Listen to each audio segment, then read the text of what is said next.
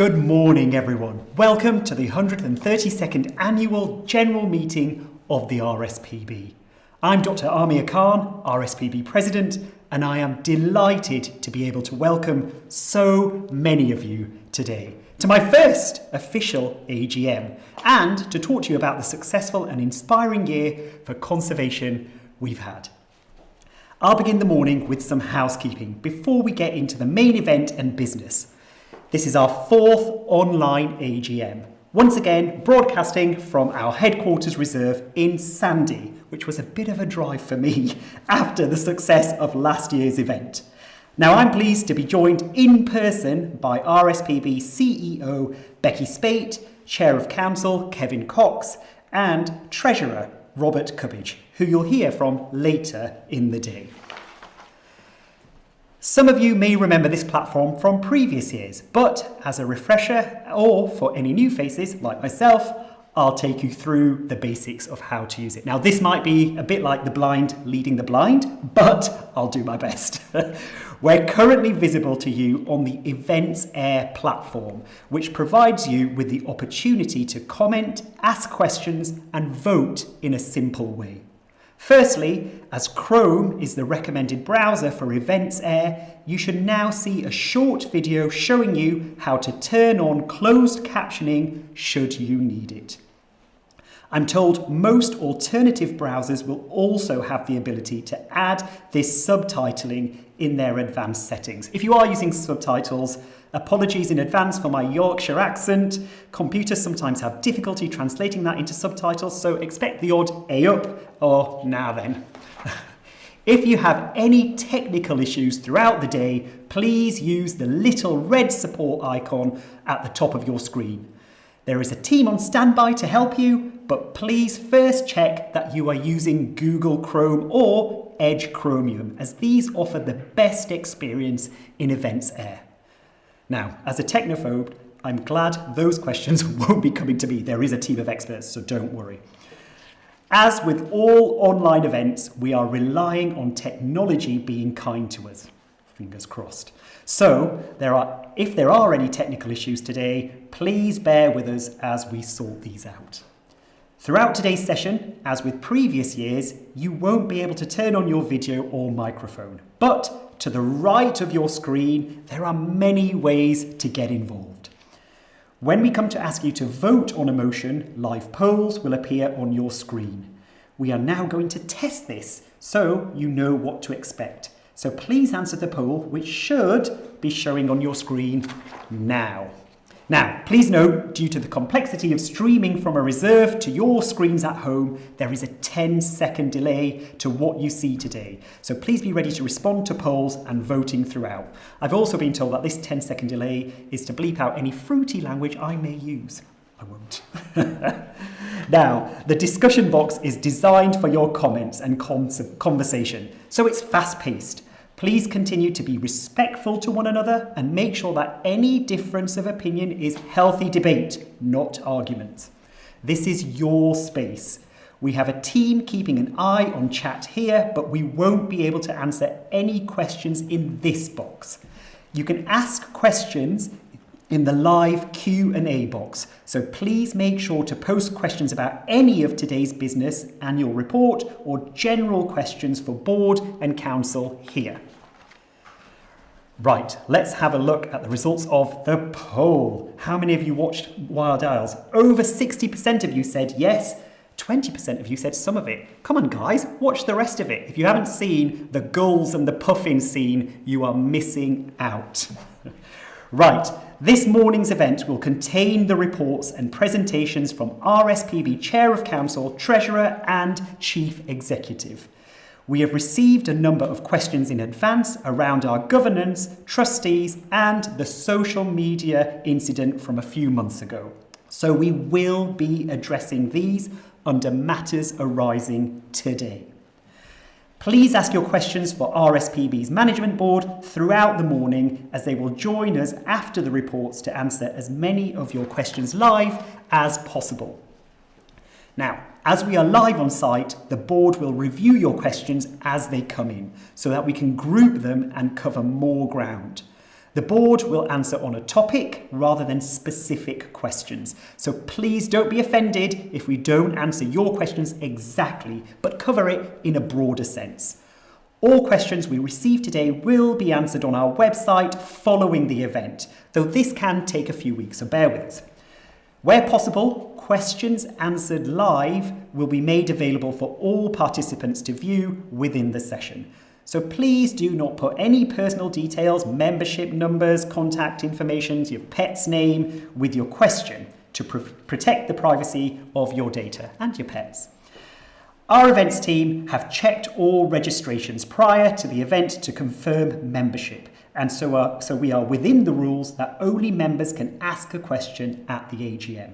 You don't need to provide us with any further details. Throughout the morning, there will be the opportunity for you to vote on various motions. As mentioned before, we will launch a poll in the live poll tab, and you will have a few moments to choose whether you agree, disagree, or abstain. At each vote, I will state the motion, launch the poll, and provide time for everyone to respond. Since all proposals today are from more than one individual, we do not need seconders. At the end of the event, please do complete the feedback form to enable us to improve the event for future years. Later in today's running order, we'll be awarding the Rspb medal, which is given each year as a recognition for outstanding contributions to nature conservation. I'm looking forward to that. I'll remind you of how to use the essential functions throughout. And remember, the support team are available in the top right throughout the day if you need them. But now, without further ado, I am delighted to kick off the official business of today's Rspb AGM.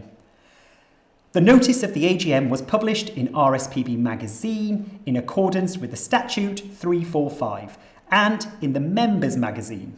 With your consent, I will take this notice as read. Copies of the agenda and annual report have been made available to you all via our website, email, and the handout tabs to the right of your screens. Item number 1. Minutes from the annual general meeting held on the 15th of October 2022. Last year's AGM was held on Saturday 15th of October 2022 and was the 131st annual meeting. Minutes from that meeting are on the Rspb website and were sent via email to everyone who registered for today. Council has confirmed that these are an accurate record of the meeting, and so I will sign a copy of the minutes today, which are held here at the Rspb headquarters. Right, let me just get these signed. Lovely. Thank you. Moving on to item 2, matters arising from minutes. Agenda item 2 is matters arising from last year's minutes. If there are any questions specifically relating to the minutes from 2022, please start your question in the Q&A box with matters arising so that we can easily identify these. The matters arising that we need to draw your attention to are governance review, review of auditors, and responding to all your questions from last year, which were on our website until September 2023. Last year, we gave you an update on the progress of our independent review of Rspb's governance, and we have now agreed the major changes arising from the review. The most significant change is to the committees that support Rspb Council, to strengthen us in 2 ways: to assist with thorough, informed and diverse scrutiny and challenge, and to reflect the needs of our strategy and help Rspb navigate an increasingly complicated world across the breadth of our agenda. Finance, Audit and Risk Committee now splits into 2 to become Finance Committee and Audit and Risk Committee. Nominations become Nominations and People.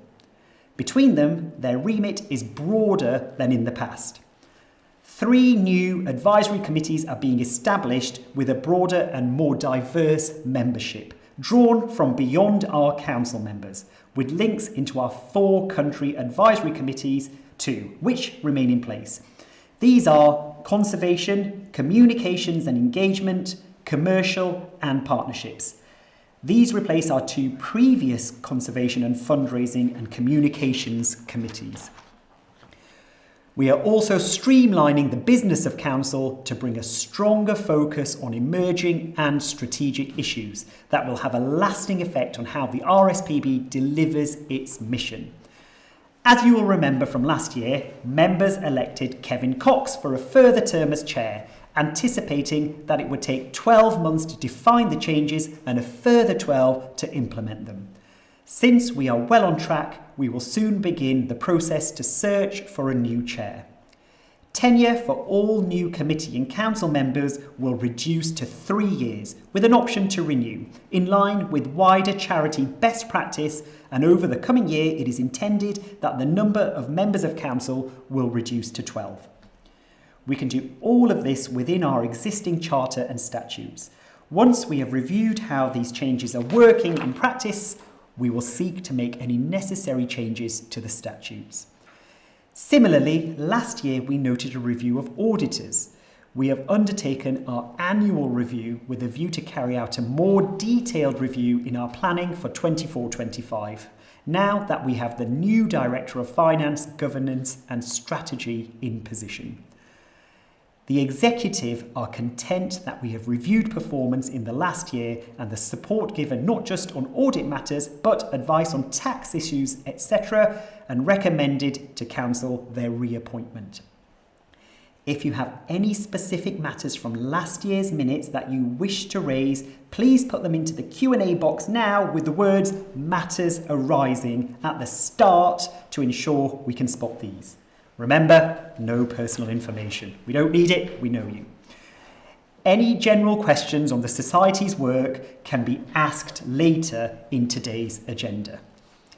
RSPB staff are online and are ready to assist in answering any relevant questions. So now, for your matters arising questions.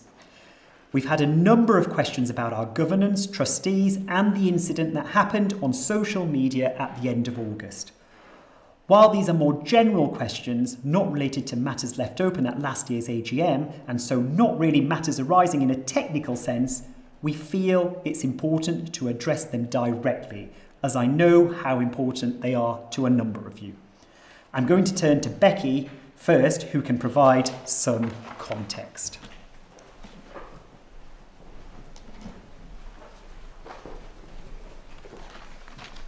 Thank you, Amir, and thank you to all of those of you who've asked questions on this topic, which I'm very happy to address. No doubt many of you read about it at the time, but to provide some context, over recent months and indeed years, the UK government has given countless assurances that there would be no weakening of environmental protections. But that did not come to pass, particularly as they attempted to legislate to scrap something called nutrient neutrality rules this past summer. These are the rules which protect against additional water pollution caused by developments in or near protected areas for nature, places like Poole Harbour and the Solent, all at a time when we know our rivers and wildlife are really struggling.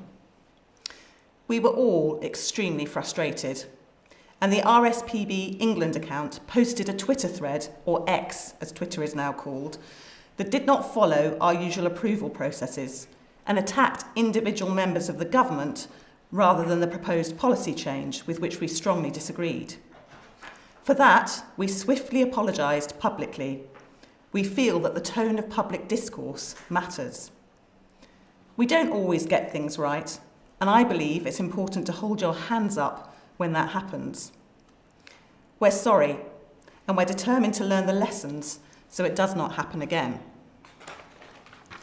And to be very clear, because there have been some incorrect myths reported in the press and circulating online about this, that decision to apologise was made collectively by all of our trustees in consultation with key members of the management board.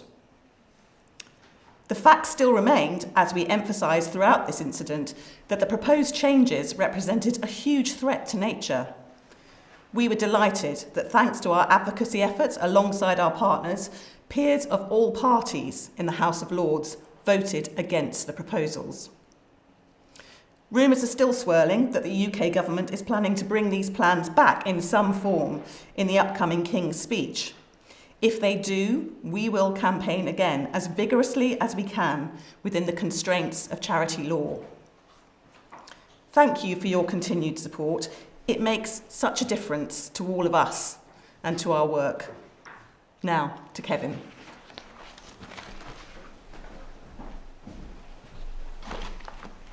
Thank you, Becky. There are a number of other questions on this topic that I do want to address. First, when we make a mistake, as we did, it's important that we learn the lessons so it doesn't happen again. We are currently conducting a series of investigations and reviews in line with our internal policies and procedures around the incident. While we want to move as quickly as we can with these, a robust process takes time and could not be completed before the AGM.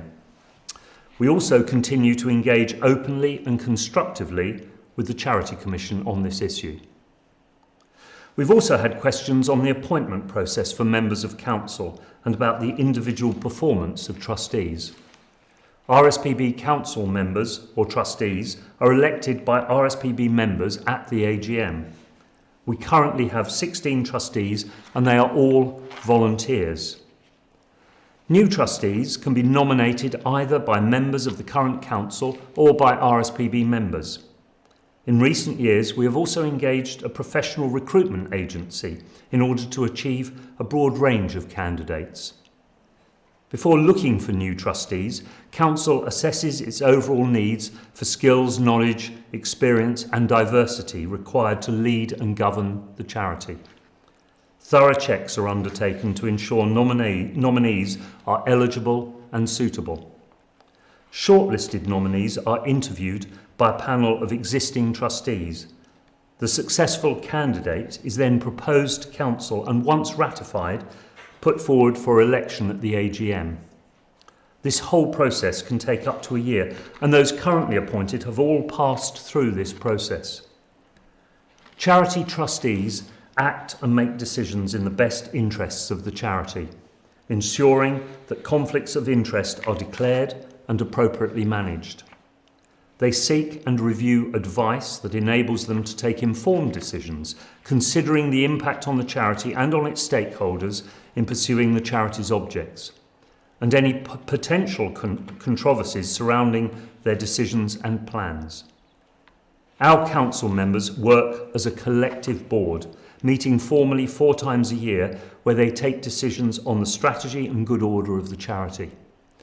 Day-to-day operational decisions are taken by the staff, acting with authority delegated by council. We recruit and appoint people objectively. We accept challenges from them objectively. Our decisions are made by council collectively, and no individual can hold sway. When we make mistakes, and when we achieve successes, we investigate and we learn. That is absolutely what we will be doing through the reviews I mentioned earlier. We also had questions about the tenure of trustees and members' confidence in them. It's important to say that we have to act in line with our charter and statutes as approved by you, our members, the Charity Commission and the Privy Council. These are available for everyone to read on our website, as is our statement of governance. A trustee can choose to step down or else retires by rotation. Our statutes state that only council members can ask a trustee, president or vice president to step down, and 3/4 of council must support this decision. So whilst we wanted to address the recent incident on social media at the AGM as fully as we can at this stage, there is not an opportunity at this meeting for members to call a vote of no confidence, as a couple of you have asked. In line with our rules on due notice, the current meeting can only conduct the business set out in the agenda and provided to all our members. Thank you, and I'll now hand back to Amir.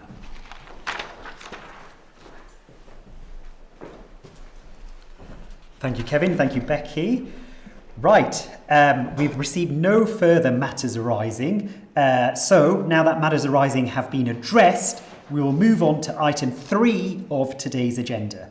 If there are any other matters arising that we have not managed to identify, we will endeavour to come back to them later in the meeting today and throughout the Q&A document we publish on our website. So, item 3, presentation of the annual report and accounts. We now have the presentation of the annual report and accounts. After the following 3 presentations, we will go into our question and answer session. We will answer questions related to the report and accounts first, so please start your question with the word report if related to the financial section of the report. We will then answer questions on the work of the RSPB in general, so please submit your questions now to provide time for us to categorise them and respond shortly. On that note, I will now hand back over to Kevin, our Chair of Council. Thank you, Amir. And good morning, and thank you for joining us. I'd like to take this opportunity to look back over the past year and reflect on how much we've achieved together. For me, one of the highlights has to be the BBC series Wild Isles, which we co-produced alongside WWF, the Open University and Silverback Films.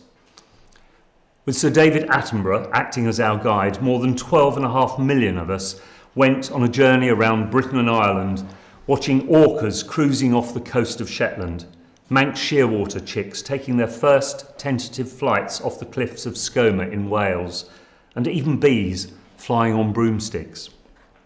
I'm delighted that many of the series' most spectacular scenes were filmed on RSPB reserves, including the unforgettable shots of white-tailed eagles hunting barnacle geese at Loch Gryniot on Islay. As well as bringing the wonders of the UK's wildlife into millions of people's living rooms, being part of Wild Isles also allowed us to share a vital conservation message, that nature is in trouble and we need to act now to save it. To further this message, we launched our Save Our Wild Isles campaign with the National Trust and WWF, which aims to encourage farmers, businesses, communities and the finance sector to make positive changes for nature. As part of this campaign, we worked with the producers of Wild Isles to create a series of films targeting each of these sectors.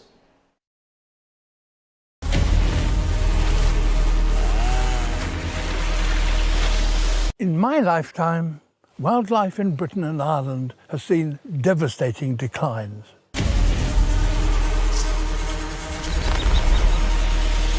The reality is that actually we're one of the most nature-depleted countries in the world.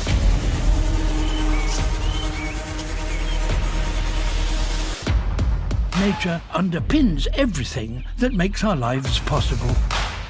The food we eat, the water we drink, the air we breathe. If we are to save what we have left, we must act now. Whether you're an individual, a community, a business leader, or a politician, We need hands on deck. Everyone, everywhere can do something to help restore nature. Nature is yours, nature is everybody's. this starts and ends with us.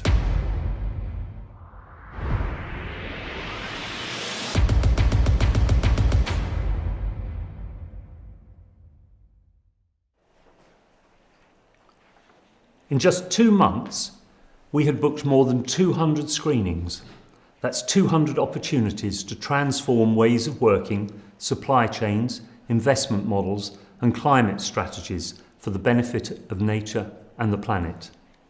Together, we're ensuring that the message is heard loud and clear that the biodiversity crisis is bad for business and that taking action for nature benefits us all. Public support is instrumental in driving positive change for nature. That's why people are at the heart of everything we do. It's been 1 year since we appointed our president and ambassadors, and they are helping us to raise the profile of our cause by reaching new audiences. We're able to have new conversations that bring legitimacy to issues like the role of nature in improving our health and well-being and making it more accessible for everyone. I'm sure that our impact will continue to grow as a result.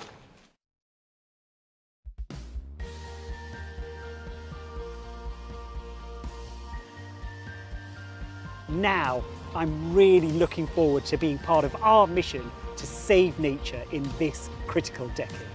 As many of you know, I adore the wildlife in my garden, including our resident hedgehogs, pollinators, and of course the birds. Nature is a constant source of comfort for me.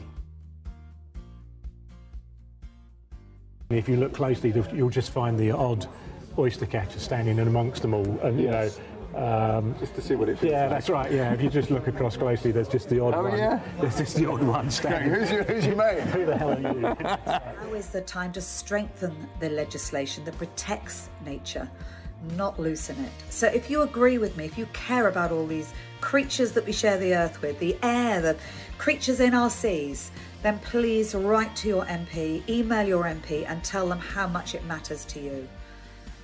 Thank you.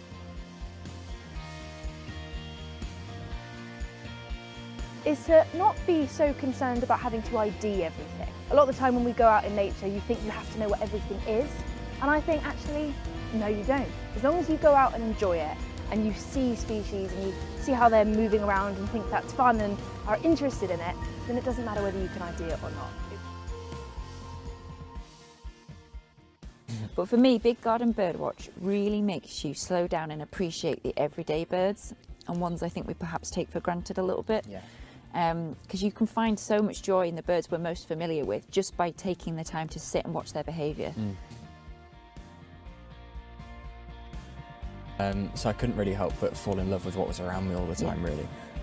So that was probably it. And then what really kind of kept me going, because I was about to go into the kind of the old classic which most teenagers who are into nature go through, which is the kind of the dip in schools. We have our own back gardens, which are our own little nature reserves. And by having plenty of plants in there to provide food, to attract a range of creatures, both insects as well as birds and mammals and amphibians, of course, but also habitat as well. Growing up, wild spaces, outdoor spaces have always been a big part of my life, and now as an adult I do what I can to protect them for the next generation, and you can do your bit too. Head to saveourwildisles.org.uk to find out how you can get involved and do your bit to make sure our natural world stays for generations to come.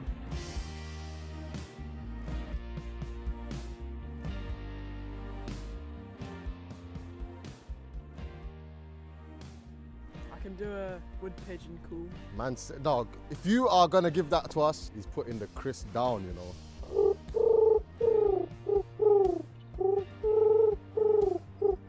You see man hooded up in the puffer jacket, you're gonna think certain things, but what we do is smash stereotypes. You are elite.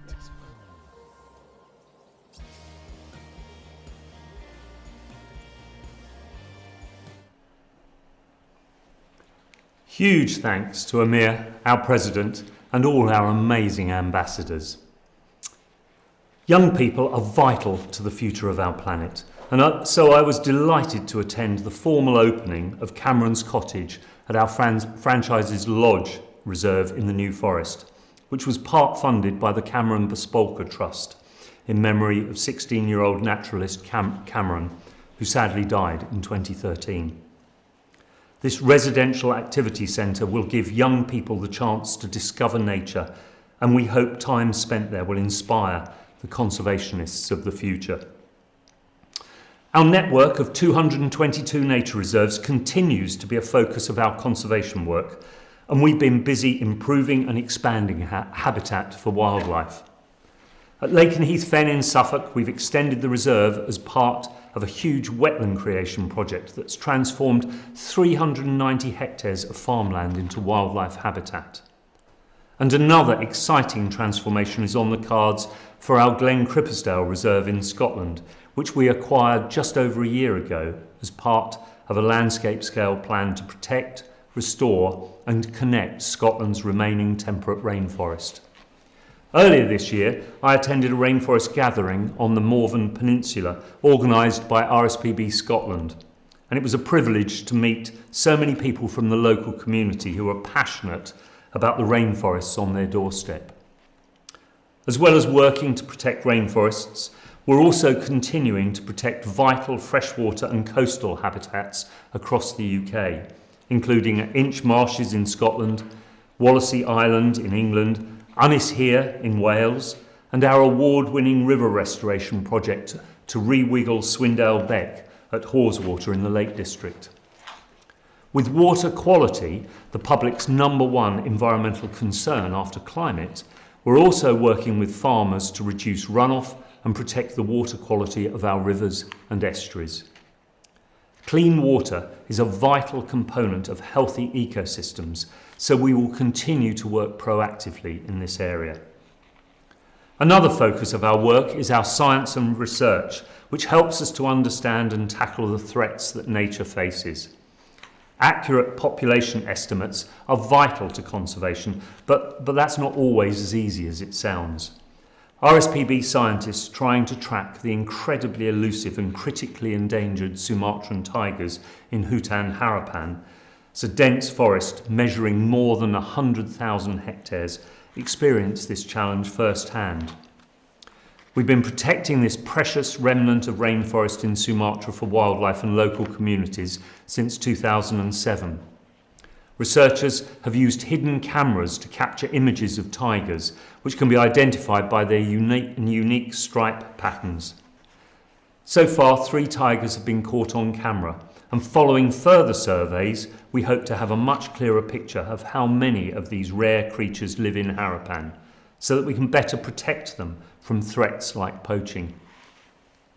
Protecting native species is of paramount importance to the Rspb, and so we've reviewed our position on the licensing of game bird shooting.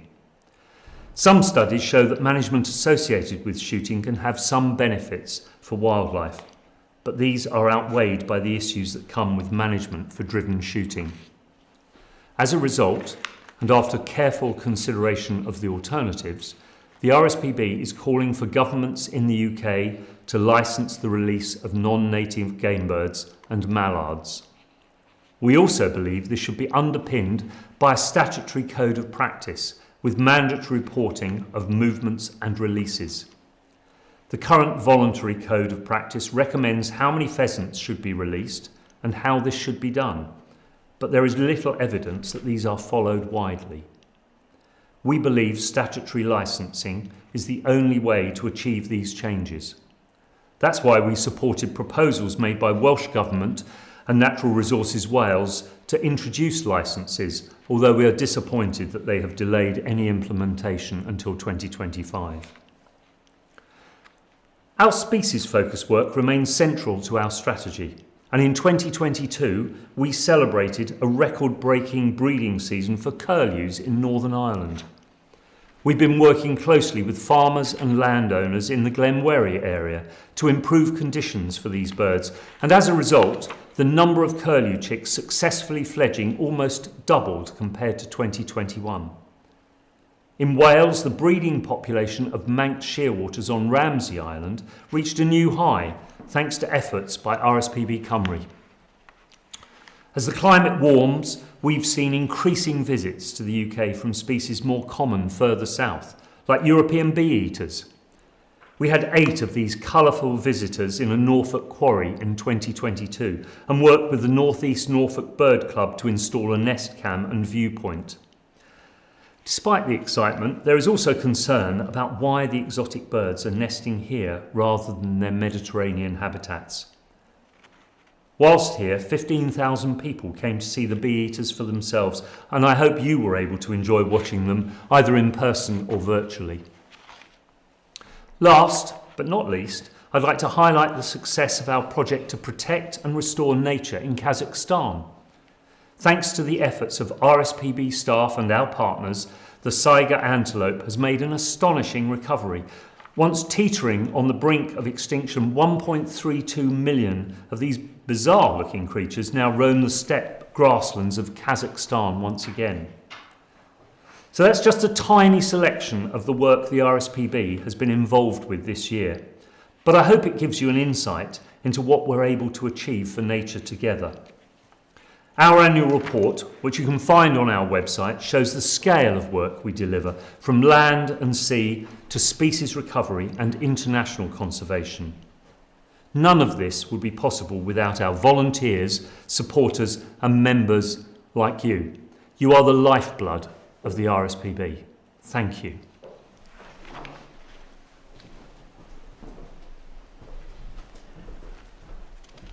Thank you, Kevin. And actually, hearing all of that makes me so proud to be president. And and thank you to the members once again. Please do ask any questions in the Q&A tab and keep an eye on our AGM webpage for the answers to all of today's unanswered questions and details for next month's members-only webinar, where you'll have another opportunity to ask your burning questions. Robert Cubbage, our treasurer, will now present the accounts to you all. Thanks, Robert. Thank you, Amir.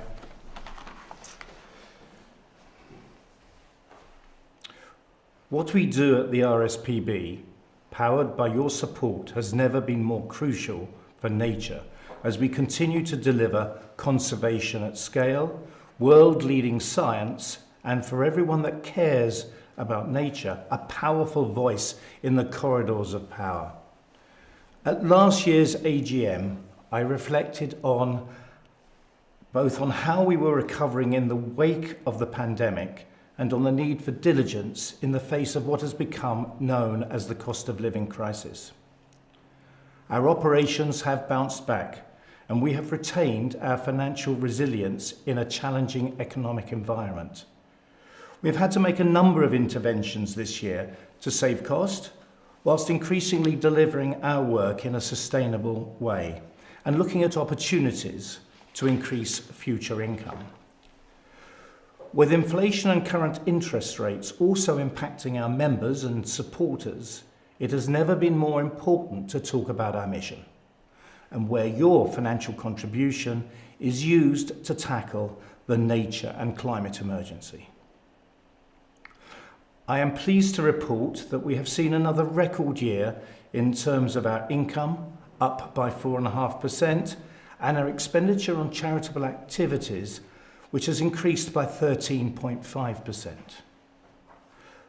The pandemic restrictions had resulted in an increase in the amount of free financial reserves as teams were prevented from delivering projects with work rescheduled. The net expenditure result for the year of 1.5 million underlines just how much of work that had been postponed has been delivered this year. This results in free financial reserves at the end of the year of 49 million, which is still above our policy. Trustees are comfortable with this whilst inflation and uncertainty remains in the economy. Your continued support allows us to deliver for nature on your behalf, notwithstanding the current economic uncertainties. And in that context, I must also mention our volunteers, as without their help, our work would be greatly diminished. They carry out a range of roles, from practical conservation and field surveys to supporting office and retail activities, utilising a wide range of skills and experience.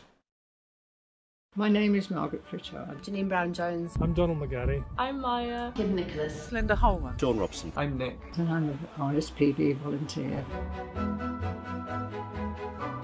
Been here for about 6 years. I have volunteered now for many years. The best part of volunteering for the RSPB is just that I'm outdoors. I really love being surrounded by nature the whole time. The best part is the people and the places. They're fantastic places to spend time. For me, I think the best part is the people. I'd have to say it was meeting so many lovely people. The best part of my volunteer role is working with my fellow volunteers, and we come from all walks in life, with all different backgrounds, different knowledge, which we can share and which enriches us all. I'm learning new skills. I'm playing with saws, chainsaws. There are so many ways that this is just such a valuable experience. I think understandably I've learned a lot more about birds than I knew. And just hearing all those different warblers and knowing what they were was a new and exciting experience. It's been actually a pleasure and a joy actually coming to the RSPB. Because I feel I'm making a contribution towards the conservation effort that I feel very strongly about. It's good to feel like you're still useful. It's hard. Sometimes I think when you've had a career, it's hard when you retire because you feel like you've got nothing left to do. You're not a person anymore, and coming to volunteering and doing this role has really given me that back and made me feel like I've got some value and that I can actually contribute something. It's given me so much confidence in speaking to people and just a real passion to learn more about the world around me. Volunteering for the RSPB has given me so much. Yes, I'd recommend volunteering to anyone. I definitely recommend volunteering for the RSPB. I volunteer at RSPB Fairbidings and St Aidan's. We are volunteers at Rathlin Island. I volunteer at Dungeness Reserve. And I'm a volunteer at Rainham Marshes in Essex. I'm the warden of RSPB Litchard Fields.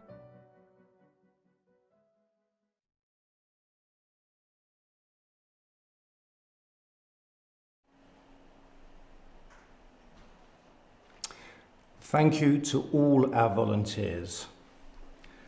Our total income increased by 7 million to 164.7 million, a record year.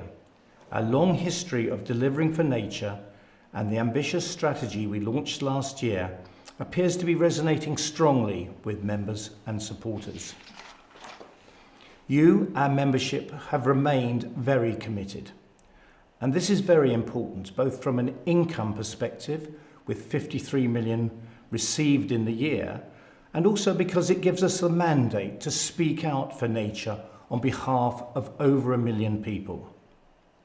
At the launch of the Save Our Wild Isles campaign, the media highlighted that we and our partners represented a significant swathe of UK population.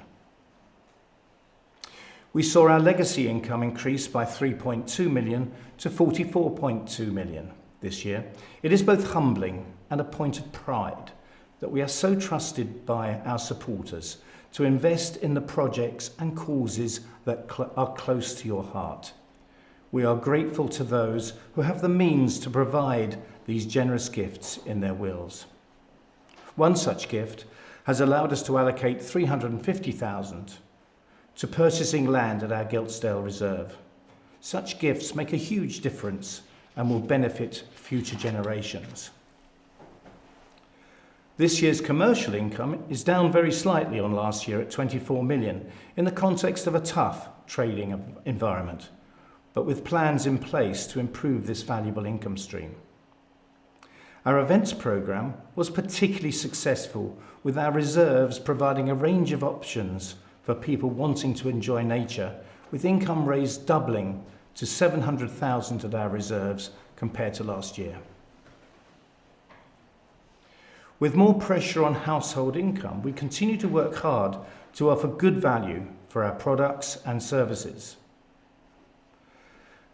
This year, we have invested more money than in any previous year into saving nature. Our total expenditure on charitable activities increased by 14.4 million to 120.6 million as we delivered on our mission.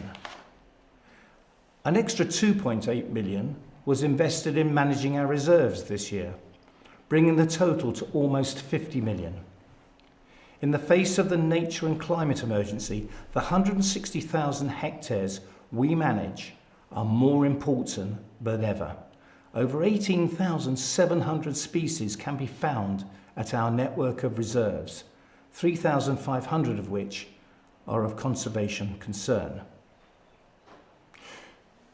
We are playing a huge role in the UK's effort to deliver 3030 by working on projects of major significance. Restoring peatland across the UK is vital, as it is an important and much needed habitat that promotes wildlife and supports nature-based solutions in sequestering and storing carbon.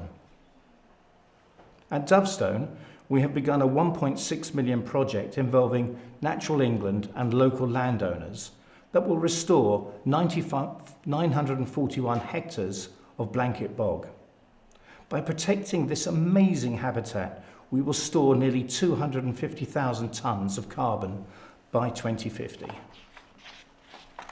And in Northern Ireland, we've been part of a groundbreaking cross-border conservation project credited with revitalising over 39,000 hectares of peatland.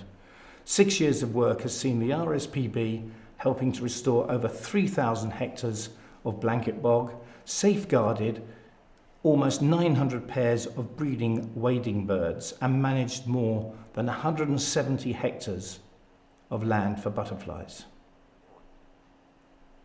We invested 44.3 million in our research, policy and advisory work, 6.8 million higher than last year, supporting projects both in the UK and internationally.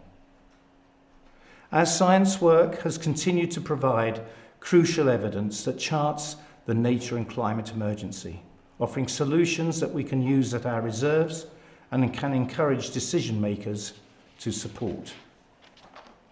Through our science, we published the results of the first national turtle dove survey in partnership with others. The report revealed that their population now stands at around 2,100 territories, down from an estimated 125,000 in 1970.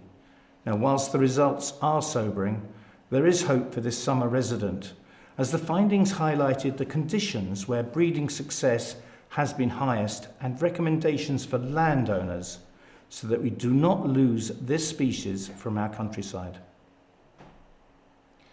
We also increased our investment in educating and inspiring supporters by 4.4 million to 22.8 million.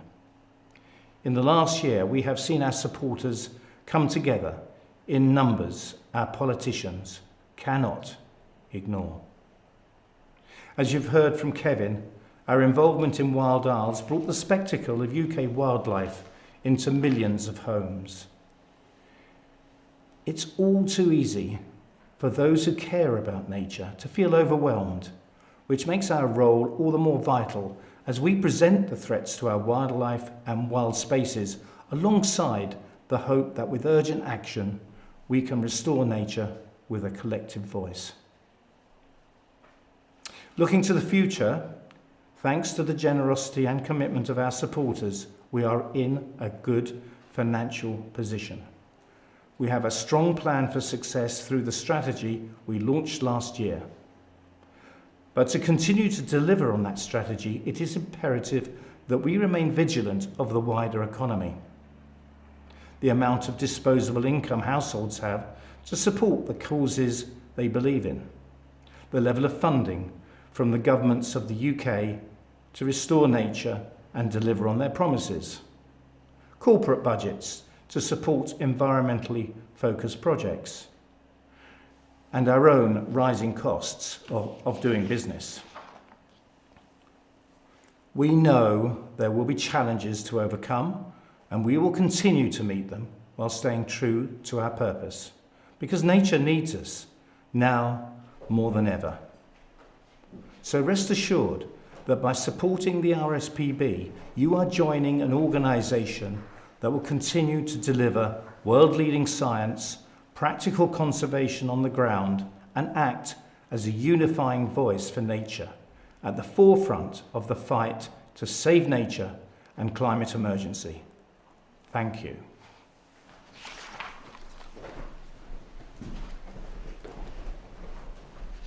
Thank you, Robert. Next, we will hear from Rspb Chief Executive Becky Spate.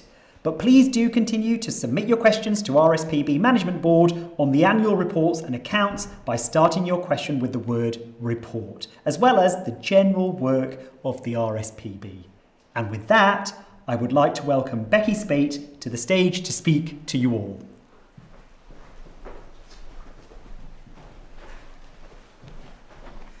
Good morning again, everyone. Like both Kevin and Robert, I'd like to thank you for taking the time to join us today. It is, without a doubt, the privilege of my job to see our dedicated staff and incredible volunteers working at the very sharp end of this nature crisis. So whilst you're at home and we're all online, I wanted to start with what I'm saying today by sharing a memory of one of my favourite trips to see our work over the past year. Our work on Orkney in the north of Scotland is very special. We manage a large proportion of this group of islands for nature, with 20% of the UK's hen harriers, 11% of our breeding seabirds, and waders like curlew, lapwing and oystercatcher still common there. The abundance and diversity of species in comparison to the rest of the UK is truly remarkable. This is echoed in Shetland, which I visited on the same trip.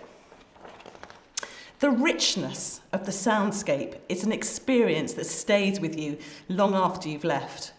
The piercing calls of a hen harrier against a backdrop of the haunting curlew calling, sounds that have been lost from so many of our day-to-day lives. But while an incredible place to be immersed in nature, our current work on these islands is not easy.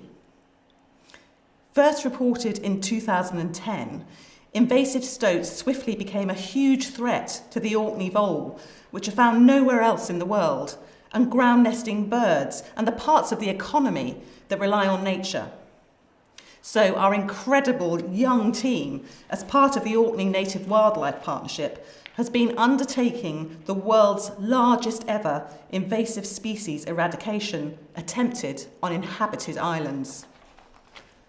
Since 2019, we've had major successes with 925 landowners and 150 incredible volunteers supporting us. More than 5,000 stoats have been removed so far, preventing their spread to other islands beyond mainland Orkney. But with COVID halting project activity in 2020, the suppressed stoat numbers could, of course, recover. And as a result, the task will now take longer than anticipated, and we need to extend the project by, we think, a further 5 years.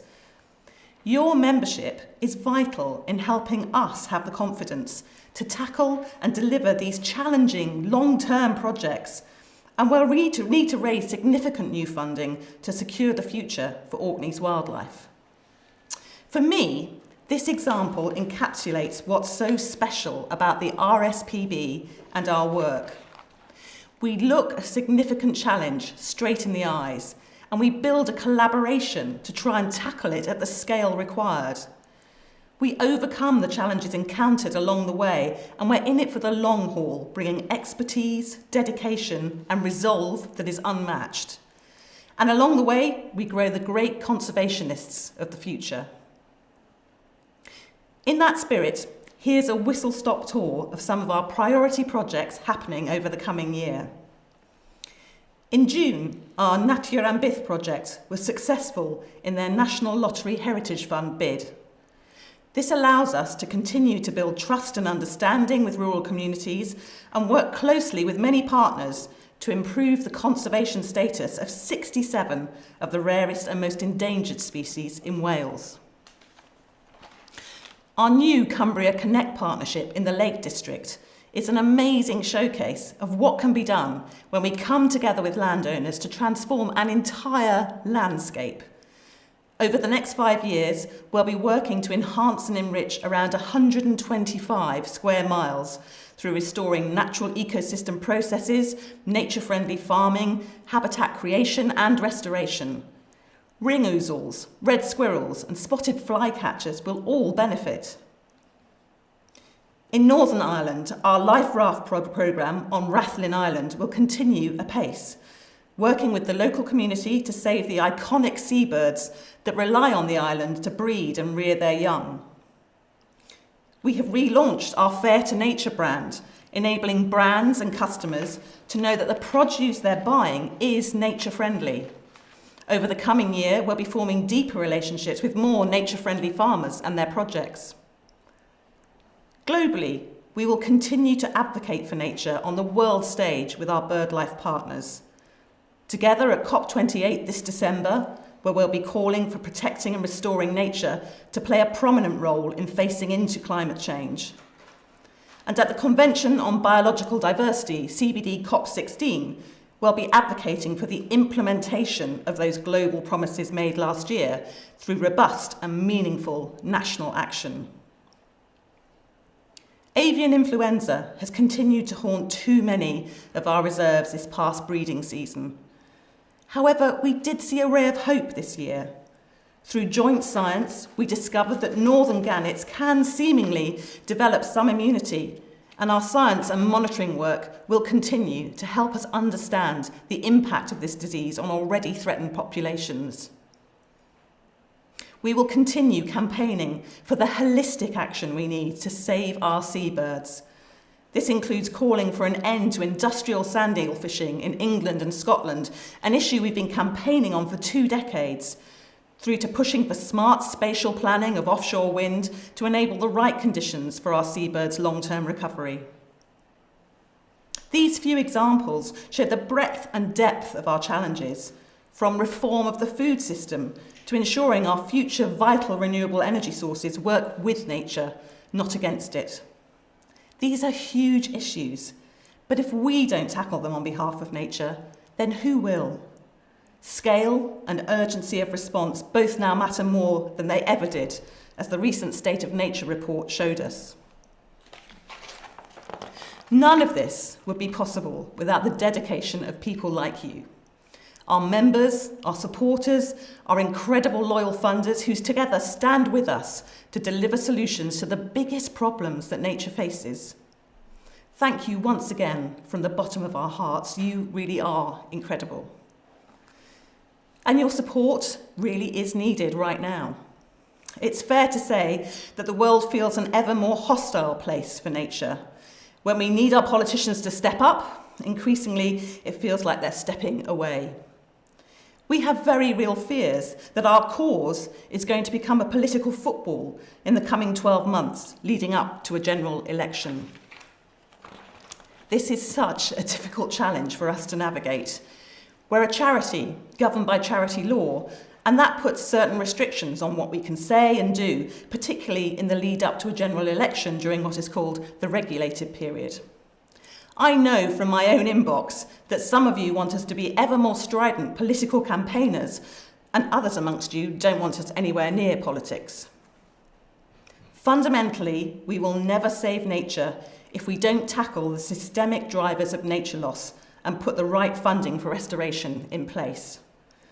So often, political decisions still do not take nature into account. It's why the Rspb has always worked in 5 areas: place, species, science, people engagement, and policy influencing.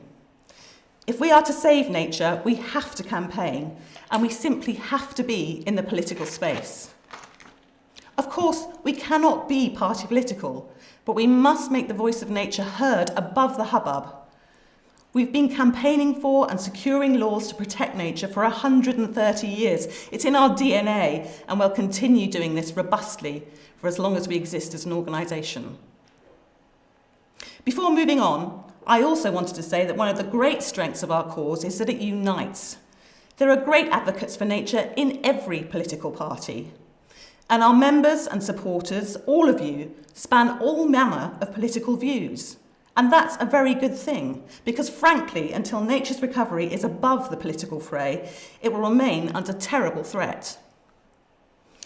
We quantified these threats just a few weeks ago with the launch of the State of Nature report and our associated Nature Can't Wait campaign. With Rspb as lead author, this report is the culmination of over 60 partners bringing their science to bear in the definitive analysis of how our nature is faring in the UK and our overseas territories. It brings Rspb talents together: world-class science, deep understanding of species, our incredible people and places, and the conservation solutions they have delivered, and on top of that, the policy solutions that are still needed to turn things around. The report is sober reading, revealing that the intensive way in which we manage our land for farming and the continuing effects of climate change are the 2 biggest drivers of nature loss. Threats at scale. Threats that we know how to tackle. but we need funding and frameworks in place to do so. In response, our Nature Can't Wait campaign provides you all with multiple ways to take action on the report's findings and use your agency and your voice for nature, from training on how to talk to your elected representative through to writing to your local media to let them know what's happening.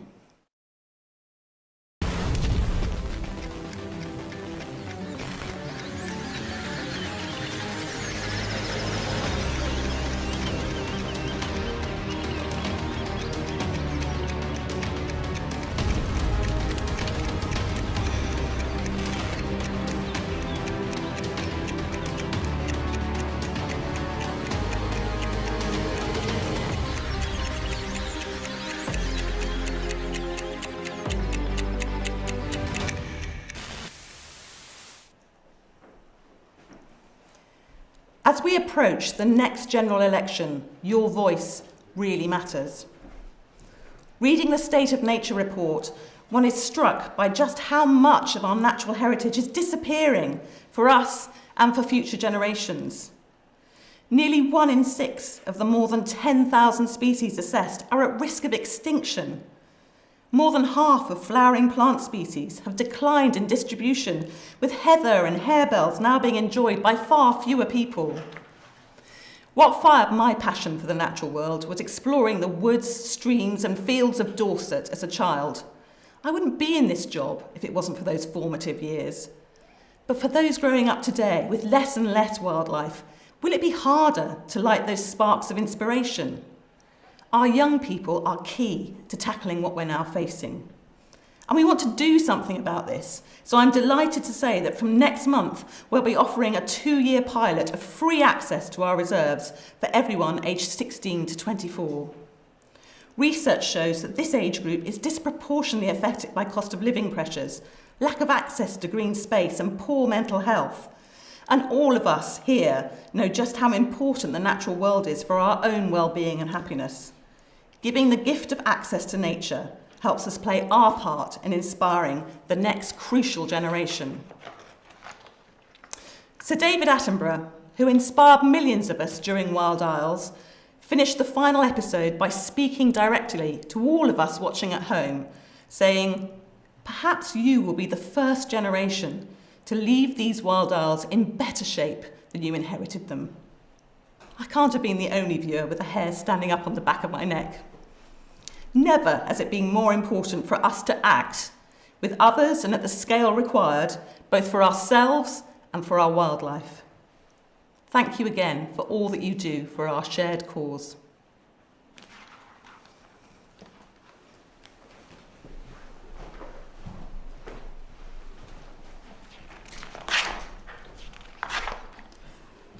Thank you, Becky. It's been incredible to have taken on the role of president. I'm encouraged and inspired by the breadth and impact of our work. Work that is only possible with your support as members. Now, it's time to answer your questions. Our team are checking first if there are any questions related to the financial section of the report or other sections of the report. We will then answer your general questions about the RSPB's work. We have received quite a few general questions, so although we will do our best to cover a range of questions and areas live, we may not be able to answer all of them. All your questions you've asked will be answered and published on our website. With me, members of the RSPB Management Board are ready to answer your questions. Now, to allow us to cover every area of RSPB work, I will invite all the directors one at a time to answer 1 or 2 questions from you throughout the morning. So, starting with Russell Powell, Executive Director, Finance, Governance and Strategy, to answer our first question relating to the report finances. Thank you. Okay, thank you, Amir, and a morning, everybody. I'll be answering 2 questions this morning. One of them will be on risks and opportunities, and the next one will be about the cost of living crisis. So the first question is around our approach to risks and opportunities. We have a comprehensive risk assessment system in Rspb. We look at strategic risks that have an impact on our ability to deliver our cause and our strategy, and you can see those on page 82 of the report. We also look at operational risks, which are around how well governed we are and how efficient and effective we are as an operation, and those are quite well detailed in the account. We've been asked the question of, well, do we look at opportunities as well, or is it just risks? Yes, we do look at opportunities as well. Some of those include that we believe that there's greater public awareness than ever before in terms of the climate and nature crisis, and that presents us with an opportunity to increase our engagement, increase our member base, increase our influence in furtherance of the cause. The amount of funds going into land restoration, both from public bodies and from private investment, we believe represents opportunity in the years ahead. And the ability for us to collaborate at scale with partners, and many NGOs and other partners are looking to collaborate at scale, and we can play a crucial role in doing that to achieve that landscape scale change that we need. So thank you for the question. That was a really good point. The second question that I'm going to answer is on cost of living crisis. So it's a topic that looms large in the minds of many and affects most, if not all, of the people on this call. So firstly, as an organisation, yes, we are affected by the cost of living crisis. We see that impact in two ways. So we see a direct impact, which is we have pressure on our cost base. We have energy costs going up, as do many. We have payroll costs, we have wider supply chain costs that are increasing. So we see direct impact. We also see indirect impact in that inflation reduces disposable income, which makes it a harder trading environment than it would otherwise be. And we also have interest rates rising to try and keep a lid on inflation, and that has the impact of increasing mortgage costs and rent, which again reduces disposable income. So undoubtedly, we've been in a tougher trading environment than we would have liked if we had the choice. However, we are tracking in line with where we expected to be.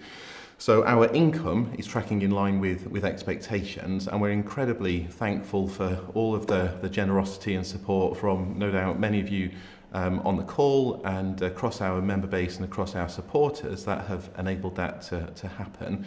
And our costs are also tracking in line with expectations as well. So we're stable, but we're not complacent.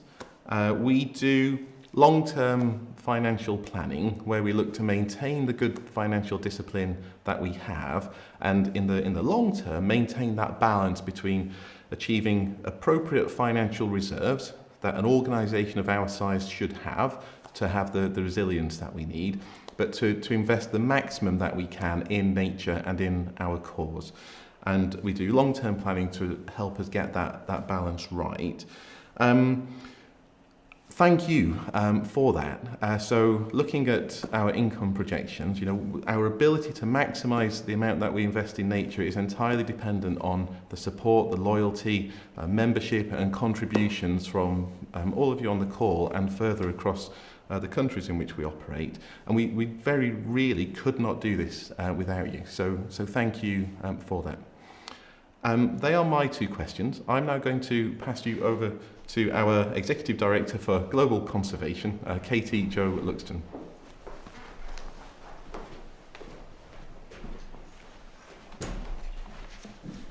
Hello, good morning. It's a delight to be here answering your questions today. We've had quite a few questions about our international work, so I'll try and cover several of those in one answer. So people have asked about how we work with BirdLife International, and the Rspb was a founding partner of this wonderful family of organisations that is now made up of over 115 organisations that all sign up to the same mission to work as civil society bodies with local people to protect birds and their habitats. It's a wonderful collaboration, and I have to say it always inspires me when I'm working with them and meeting together. There are particular criteria you need to become a BirdLife member, and they include things like you must sign up to the alignment with that BirdLife mission and strategy, you need a local membership base, You must be non-politically aligned and separate from government. And then crucially, you need to be able to demonstrate good and open, transparent governance. So that means that some bodies would quite like to be partners, but they don't yet meet those criteria. And there was a question about who we work with in France.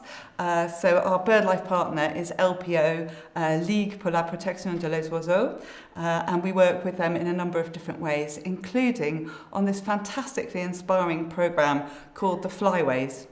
So most of you will know that our migratory birds know no borders. And to conserve them, we need to work together to think about how we operate at scale and think about all the important sites on that flyway as they're moving across the globe. And so LPO are one of our partners in the African Eurasian Flyway Programme. And the Rspb, I'm really proud to say, is a lead partner for the western part of that work, so connecting our work from Iceland all the way down through Western Europe, West Africa into Southern Africa. And this year, I'm delighted to say, we've launched new work with the Icelandic BirdLife partner, which is a very small organisation with only 1.5 members of staff. So we're doing capacity building with them to help them protect a large area of land in the south of Iceland, which is a really important wetland for wading birds. We also had a bunch of questions about how we work with local people in the international countries we work in. And you know, the BirdLife Partnership Network is a key part of how we do that. And I'll give a good example. I've just returned from seeing our work in Sierra Leone, where we are helping to protect the Gola National Park through the creation of a not-for-profit company called the Gola Rainforest Company. And that is a partnership between 4 parties: the Rspb, the BirdLife partner known as the Conservation Society of Sierra Leone, the government of Sierra Leone, and crucially, the 7 paramount chiefs who own that land. And the way we are funding this is partly through grants, but also through this new idea of carbon funding as well. Through that, we're investing not just in the direct protection of land, but also in benefit sharing with the local communities. I'm not saying it's perfect, because if you're ever a funding partner, there is a power relationship there, and we have to acknowledge that. But it's very important that we strive to engage the communities and really help them understand the value of their land. And I was delighted that when I was out there, that despite Sierra Leone having suffered huge deforestation, this is a country that used to be 85% covered in forest, it's now less than 5%. But a big chunk of that is the Gola rainforest, and it was wonderful to see it standing and the engagement of the communities involved. We've also had a question about Gough Island and our work to eradicate mice there. So many of you will know that we have been running a programme to try to eradicate mice in order to protect the breeding seabirds that were critically endangered on the island. And very sadly, that eradication programme failed. And we still have some mice left on the island. And of course, we all know that mice breed quite rapidly. So some people asked us what's happening now. So there is a ray of good news in that we've bought those breeding seabirds some time, and we had a really successful breeding season this year. So 2 of the species, the Tristan albatross, that had a 37% breeding success previously, was up to 78% breeding success this year. Sorry, 76% breeding success. And McGillivray's Prion, which had only 6% breeding success, was now 82%. So we've had a tantalising glimpse of what a mouse-free future could look like on Gough. But we're not there yet. But that has given us the resolve to really ensure that we will be able to go back one day. And crucial to doing that is understanding why we failed. So we've been through a process of undertaking reviews to understand what went wrong, and that is being independently reviewed at the moment. And we will share those findings with the eradication community so that we can really understand and learn from that experience, so that one day there will be a mouse-free Gough Island again. Thank you very much. I'm going to pass now to my colleague Emma Marsh, our Executive Director of Digital Technology and Communications.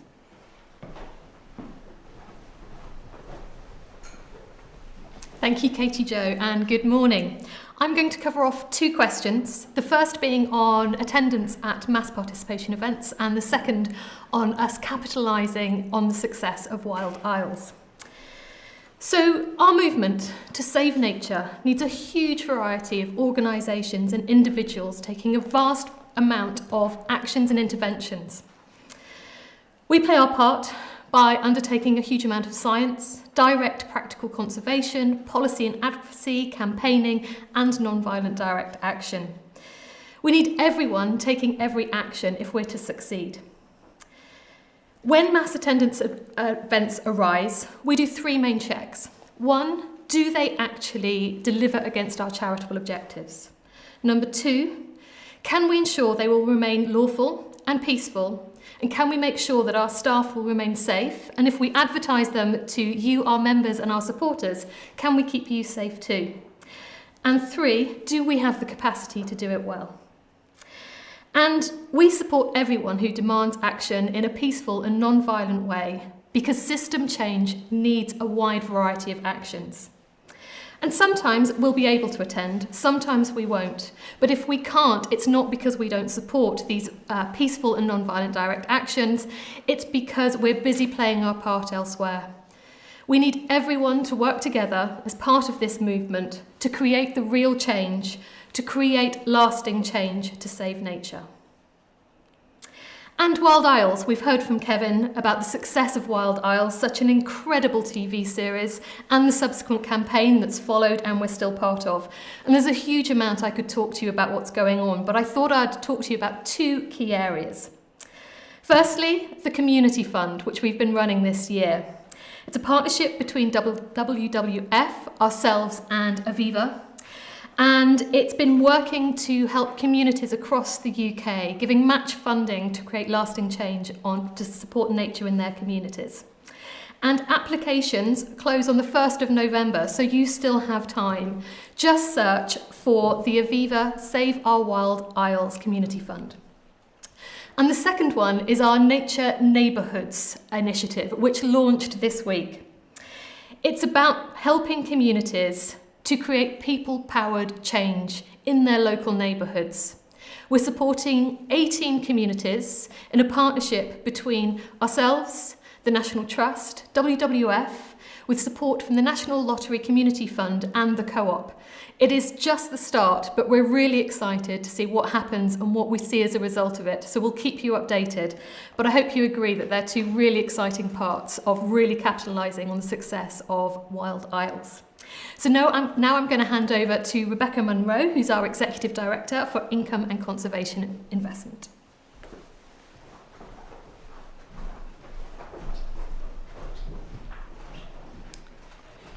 Good morning, everyone. Lovely to be here. I got a number of questions about some of our funding activity. The first one was, how are we going to work with house builders, for instance, to put up nest boxes in new housing developments?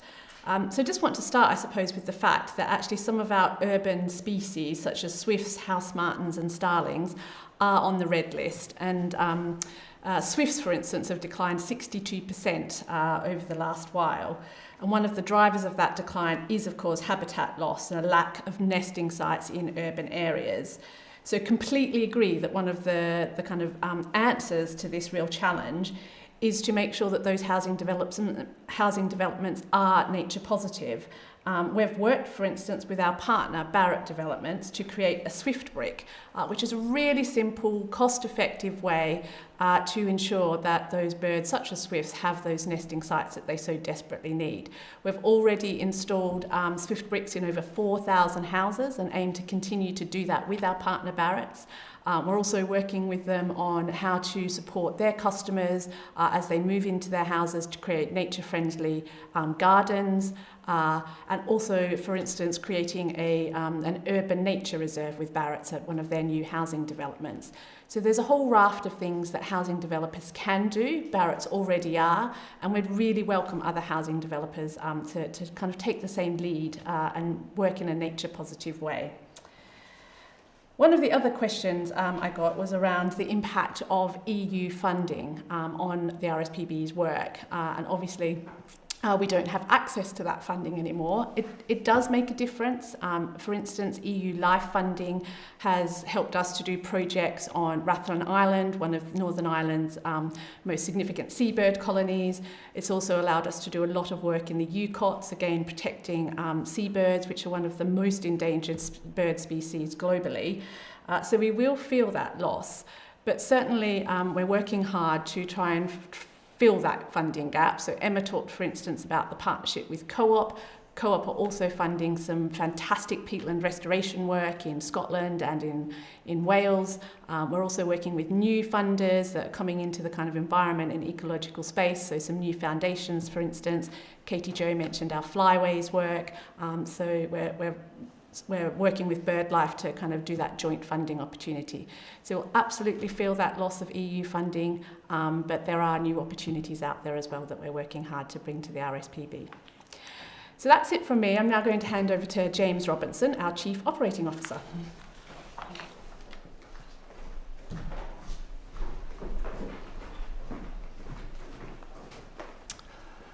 Thanks, Rebecca. I've had a number of questions actually, about our role with Sizewell C on the Suffolk coast. Now, many of you will be aware that in 2022, the UK government gave approval for the development of Sizewell C right next to the RSPB Nature Reserve at Minsmere. Now, we were opposed to that development because of the damage that could be caused to habitats and threatened species on that part of the Suffolk coast. I know that site very well, and it worries me greatly that we will see damage to things like fen meadows, to species like the marsh harrier, and to the little terns that nest on that coastline as well. So this is a really important issue for us. Now, we know that EDF, who are creating the power station, are looking to put some mitigation in, but we do not believe that there is enough there. And we have been working for a long time now to try and make sure that whatever happens, that those species and habitats are protected for the future. And you will have seen us doing some campaigning work at Westminster to make our voice clear to those who were making decisions. Now, local campaign groups have been doing a fantastic job and actually applied for a judicial review of the government's decision, but unfortunately, that decision was request was rejected. Now, they're about to appeal on that, and we wish them very well in that appeal because we think it's important that local voices are heard in this debate. As the RSPB, we will ensure that any mitigation and compensation measures are put in place to ensure that the wildlife of that particular part of the world continues to thrive and to survive into the future. But of course, that's all if the power station is fully funded and built. And of course, we all know that that isn't entirely secure yet. I just wanted to say a little bit as well about our approach to wider kind of casework. People often ask us, and we've been asked today in some of the questions, well, why can't you get involved in more areas of casework? And we make some very careful choices about the cases that we do get involved with, particularly those which are going to cause the greatest damage to nature, but also the cases where we can set some important precedents that will hopefully then help to protect other sites across the UK. We think that's really important to be able to focus our efforts, but we also give people the opportunity to understand how they can engage themselves in some of these cases and to be able to fight those that they do not believe are going to help nature. You can find that on our website, and we're developing new materials now, new toolkits, which will help you to become even more involved in protecting your special places. I'll now hand back over to Becky.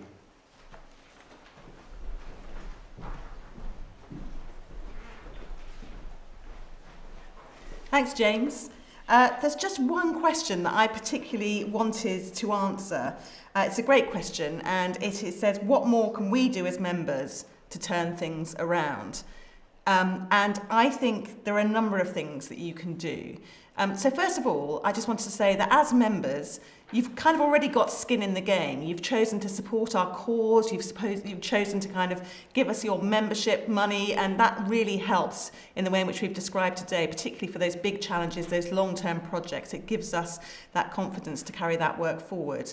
And you've also got skin in the game in that we can say we have 1.2 million members, and that's a really powerful message to give to politicians and to policy framers when we're trying to have that influence. Other things you can do though, so I think time. So, you know, we have lots of volunteers who are also members. We have 11,000 volunteers.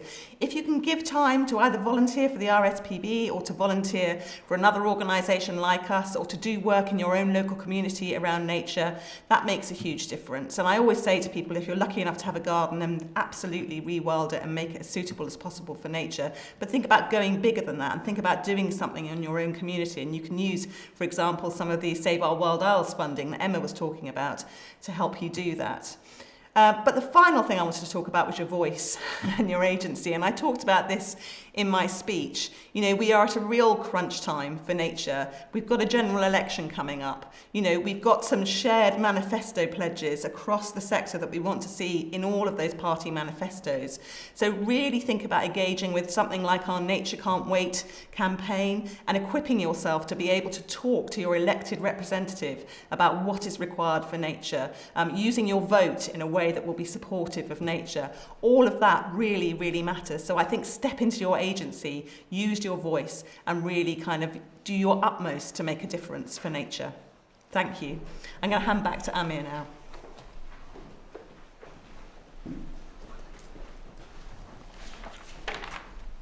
Right. Thank you, Becky and all. And thank you all so much for your questions. It's great to have so much engagement from our members, and we, as the RSPB, always love to hear from you. I'm sorry if we didn't have an opportunity to cover your question today, but please do check the AGM webpage next month for answers to all questions, along with today's minutes. Now we'll move on to item number 4, which is adoption of the accounts. I now propose that members receive the annual account contained in the annual report. A poll will now open in the live poll tab to the right of your screens, and you will have a few moments to choose from 3 options: agree, disagree, or abstain. If you are viewing in full screen, you will need to return to the original view in order to vote. The poll should now be open in your polling tab, and we invite you to select one of the 3 options. You will need to click on the downward arrow in the tab to open this and ensure you do not have myself as your full screen to view this, as tempting as that is. Whilst you vote, to ensure you have time to make your decision and account for the delay between my speech and what you see at home today, I'd like to take a moment to encourage you to join us again next month for a suite of updates across the RSPB. We are hosting our first ever members-only online event to bring you the inspirational topics you used to hear from us in the afternoon of the AGM. This event will bring you panels, videos, and give you a behind-the-scenes insight into our day-to-day work that's only possible because of you as members. We hope this allows you greater opportunity to engage with us. The event will take place on 3rd November on Zoom, and I'm told the link to register is at the top of this page or can be found on the AGM website. Now, let's have a look. Great. The accounts have been accepted, and I declare the annual accounts for the year ending 31st March 2023 duly adopted. Item number 5. Election of Robert Cubbage as Treasurer. Now to the election of Treasurer.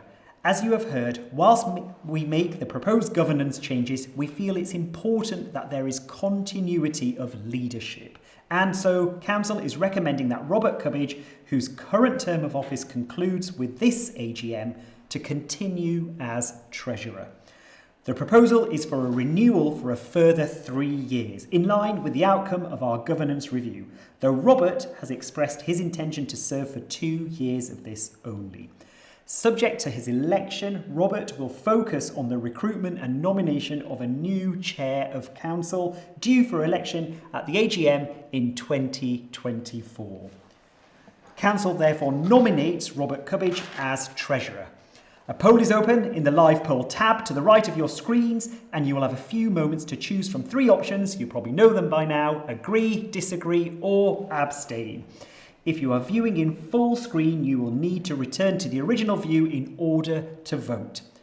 Robert was nominated and appointed as Treasurer in 2018, owing to his strong financial risk, governance, advisory and strategic experience. Over the course of his tenure so far, he has utilised this experience to keep a steady hold and careful eye on our income, expenditure and reserves. Just to note, although we do not have a virtual exhibition this year, you will be able to ask questions to our staff and hear more about the work we do across the RSPB in next month's webinar. The link to sign up is included on the AGM webpage. You can also access our video resource library in Events Air after the formal business, which contains content on species, science, policy, people and places.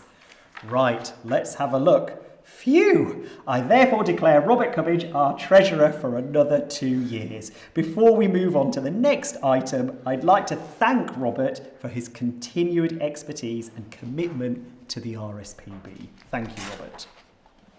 Right, item number 6, election of ordinary council members. Now, we come to the appointment of ordinary council members and chair of the Country Advisory Committee for Wales. As before, polls will open in the live poll tab, and you will have a few moments to choose from 3 options. Let's say it together: agree, disagree, and abstain. We'll be launching both polls at once in a moment, so please ensure you scroll in the poll tab to give your response to each nomination whilst I talk a little more about them. Council are nominating Mr. Keith Jones to serve as a Member of Council and Chair of the Country Advisory Committee for Wales. Council also nominates Professor Bill Sutherland as an Ordinary Council Member. Keith Jones is the National Specialist on Climate Change for the National Trust and an Honorary Lecturer on Sustainability and Business Risk at numerous universities, including the University of Bangor. He is the founder of the Fit for the Future network, which brings together over 150 organisations across the UK to share learnings on sustainability. For over 20 years, he has been a specialist contributor on BBC Radio Cymru, producing pieces on the natural environment and sustainability. As such, his impact has been recognised through numerous awards. Professor Bill Sutherland is a Professor of Conservation Biology at the University of Cambridge. Bill has conducted original research largely on applying ecological models to answer applied problems.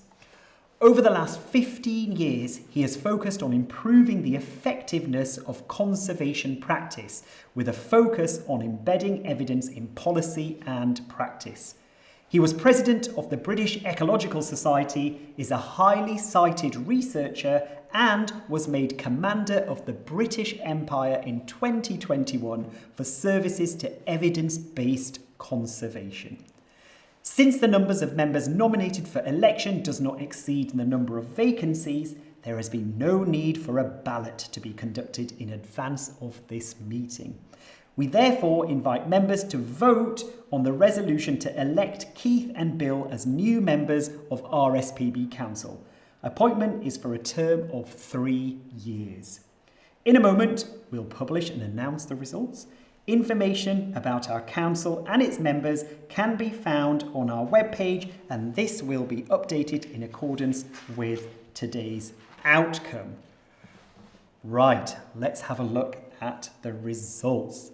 Yes, 2 thumbs up I'm getting. Both have been elected. So I therefore declare both nominees duly elected and extend a warm welcome to Keith and Bill. Now, before we move on to the next item on the agenda, I wanted to say thank you to our outgoing members of Council. John Bullock and Adrian Webb, who retire by rotation, as well as Matt Taylor and Debbie Payne, who stepped down from council earlier this year. I'd also like to note that members interested in joining council or one of the new advisory committees should keep an eye on the RSPB website, where information about the roles available and the skills, knowledge and experience needed will be regularly updated. Please take a look at our RSPB Council pages in the About the RSPB section of our website for more information. Item number 7, election of auditors. And now on to the election of auditors. As mentioned earlier, we are proposing to continue with the audit services provided by Crowe, and therefore Council proposes the reappointment of Crowe. Once again, a poll is open in the polling tab and you have a few moments to choose from 3 options. You know what they are by now, I'm not going to repeat them. To ensure you have time to vote and the results to come in, I'll take the opportunity to ask that you all please complete the feedback form sent at the end of today's event, as this will enable us to deliver the AGM and other online events in the best possible way for you in the future. We'll be asking you about topics, time of day, and feedback on your general experience with us for online events such as today. Right, I'm delighted to say that Crowe are reappointed as our auditors. Thank you for voting. Oh, this is the bit I've been looking forward to. Presentation of the RSPB medal. As we move from the formal agenda for a moment to present the RSPB medal, I'll hand over to Becky.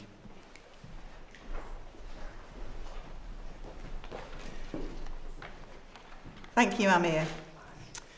So the RSPB medal is awarded in recognition of major achievement in the cause of nature conservation. And as you've heard earlier, 2023 has been a pretty outstanding year for conservation.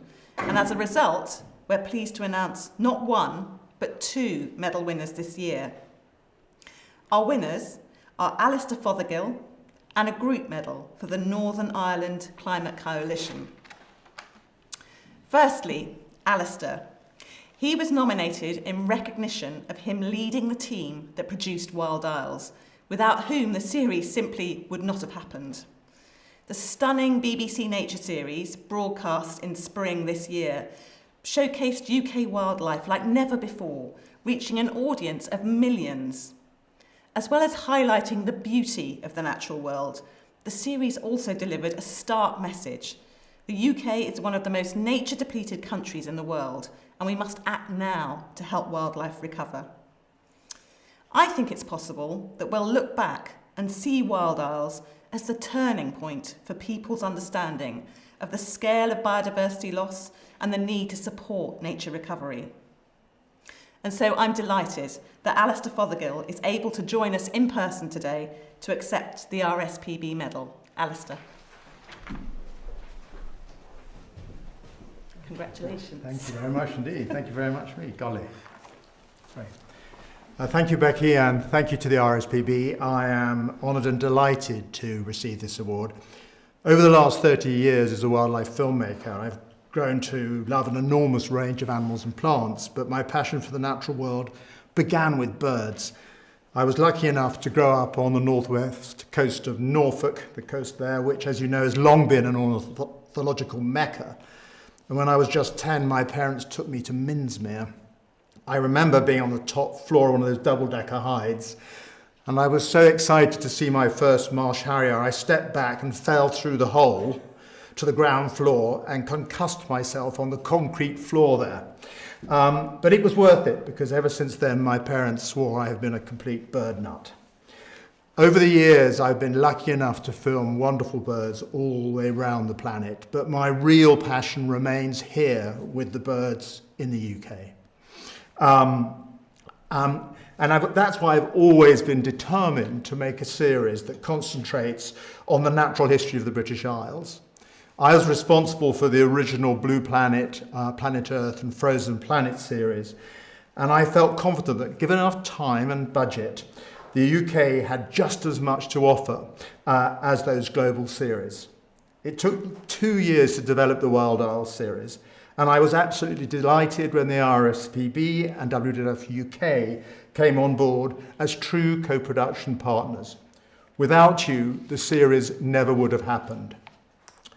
Wild Isles, as Becky said, aired last March, and it was a massive success. Each episode so far has attracted over 12 million viewers, and this is the most watched factual show on British television so far, apart from the coronation. If you haven't seen it yet, it's still on iPlayer. And on iPlayer, you'll also find a very powerful last episode funded by the RSPB and WWF UK, which features conservation heroes, farmers, fishermen, business leaders, and members of the public at the cutting edge of conservation. It's an inspirational film about how people can really make an individual difference. The Wild Isles series has been in many ways just a shop window for a much wider vision, the Save Our Wild Isles campaign. Here again, the RSPB, WWF and the National Trust have partnered with us at Silverback Films.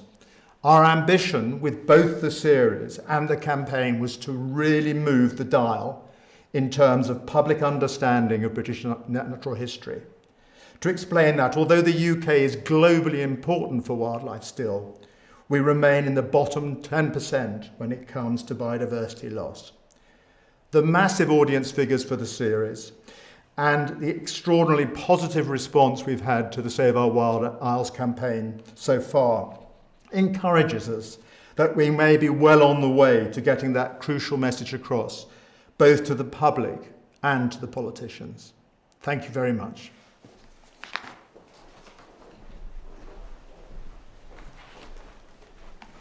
Thank you so much, Alistair. And I have to say, it was an utter pleasure for us to work with Alistair and his team of incredibly talented people who were as passionate as we were about getting these messages right and getting the shots right to really convey what we wanted to convey in that series. It was fantastic. Now, we have awarded a second medal to the Northern Ireland Climate Coalition, a network of organisations and individuals representing over 300,000 people across Northern Ireland. Informed by the best available science, their priority was to ensure the development of an ambitious climate change bill for Northern Ireland, introduced as a matter of urgency and at the latest by the end of 2021. The group successfully campaigned to deliver historic climate legislation, resulting in the Climate Change Act Northern Ireland 2022. As the group used propositional thinking for political readings and successfully used the momentum of the global strikes for climate and the UK hosting the COP26 conference to stage large protests in Belfast, this successful piece of advocacy will have a huge legacy in Northern Ireland for generations to come. Through demonstrating the strength of feeling within the public, they demanded action. And so I'm delighted to present Dr. Amanda Slevin on behalf of the Coalition to accept our second RSPB medal this year. Amanda.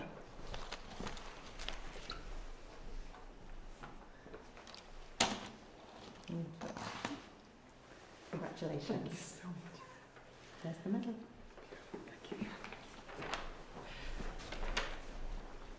Thank you so much, Becky, and to everybody in RSPB for this amazing award. I'm delighted to accept this wonderful medal from the RSPB as one of the world's leading environmental charities on behalf of Climate Coalition Northern Ireland. This award is testament to the deep commitment, passion and care for nature shared by everyone within Climate Coalition and it recognises the socio-ecological leadership and labours inherent to our collective endeavours. Until last year, Northern Ireland was the only part of these islands without climate legislation, and there were no plans to help tackle the planetary emergency. Worse still, there was vociferous opposition from some sectors around taking appropriate climate action. Seeking to overcome that state of affairs, in January 2020, Climate Coalition Northern Ireland met for the first time, convened by Northern Ireland Environment Link. And in turn, we in Climate Coalition Northern Ireland initiated the movement behind NI's new climate legislation.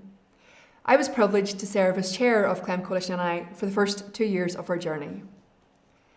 we commenced participative, cross-community collaborations for change, actively including key stakeholders such as cross-party elected representatives, environmental organisations, academics, farming groups, community and voluntary groups, independent legal experts, and many others. Due to time constraints, I'll spare you the details of that intense 2-year process and get to the key point that due to our collective actions, Northern Ireland now has a Climate Change Act and an emergent policy context. Because of our multi-partner collaborations, NI's Climate Change Act includes recognition of the importance of nature-based solutions, the centrality of a just transition, and the need to tackle inequality and break down barriers in our divided society. Our work means Northern Ireland finally has an evolving framework for socio-ecological action and legal imperatives to transition to a shared future that is environmentally, socially and economically sustainable. The achievements and impacts of Climate Coalition NI serve as an exemplar of what positive people power for nature, climate and genuine sustainability can achieve. In the midst of the worsening climate and ecological crises, there is no one want everyone to take action. Climate Coalition Northern Ireland illustrates how we can harness diverse knowledge, research, experiences and skills within wide-ranging action in a positive way that can bring change across all levels of society and our natural world. Yet our journey is far from complete, and this medal is a timely reminder of what is possible when we work together in partnership for a better future for all species who share our planet. Thank you.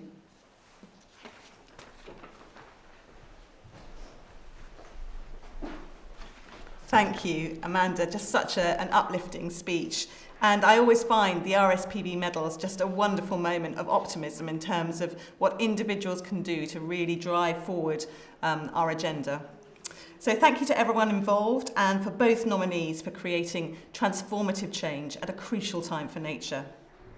With that, I'll hand back to Amir to fulfil the final item on his morning's agenda as RSPB President. Amir.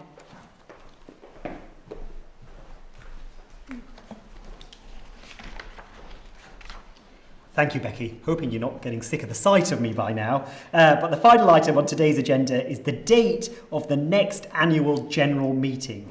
Next year's meeting will be held on Saturday, the 12th of October 2024. At this stage, we have not yet confirmed a venue.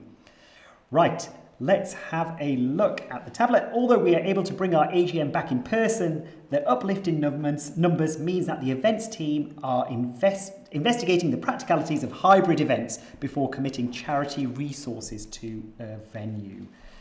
Given that 466 people have attended today's event, with registrations as far away as Australia and India, I feel like I need to say good day, namaste and salam to you all. The RSPB AGM will continue to have a digital element going forwards. Thank you so much for joining us today. I have really enjoyed chairing my first ever RSPB AGM. Although I am unable to see any of you in person, we as the RSPB have enjoyed seeing your questions, comments and discussions. We are hugely encouraged by the large numbers who have joined us today and hope you'll be part of next year's AGM too.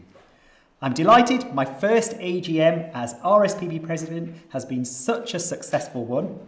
I'm just saying that myself, I'm hoping you feel that as well. And I look forward to future events with you all.